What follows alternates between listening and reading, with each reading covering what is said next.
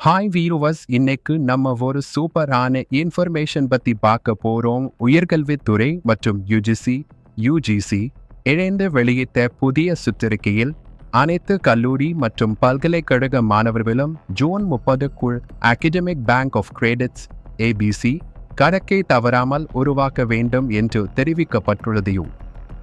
ABC academic bank of credits என்பது மாணவர்கள் பெற்ற கல்வி மதிப்பெண்களை ஒரு டிஜிட்டல் வங்கியில் சேமித்து வைக்கும் திட்டம். மாணவர்கள் பல்கலைக்கழகங்கள் இடையே தங்களது பாடங்களை மாற்றிக்கொள்ள, படிப்பை இடைநிறுத்தி பிறகு தொடர வசதியாக இது உருவாக்கப்பட்டுள்ளது.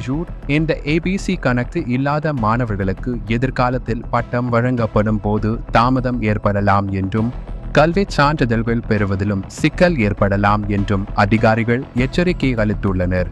எப்படி பதிவு செய்யலாம்?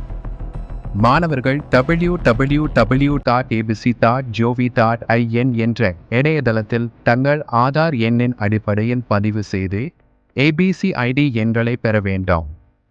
இது மாணவர்களின் கல்வி பயணத்தில் ஒரு நிரந்தர அடையாள எண் ஆகும். ஜூன் 30 கடைசி தேதியாக அறிவிக்கப்பட்டுள்ளது. மாணவர்கள் அனைவரும் உடனே பதிவு செய்து தங்களது கல்வி பயணத்தை பாதுகாப்பாக முன்னெடுக்க வேண்டும். இந்த வீடியோ உங்களுக்கு பிடித்திருந்தால் லைக், ஷேர் மற்றும் சப்ஸ்கிரைப் பண்ணுங்க.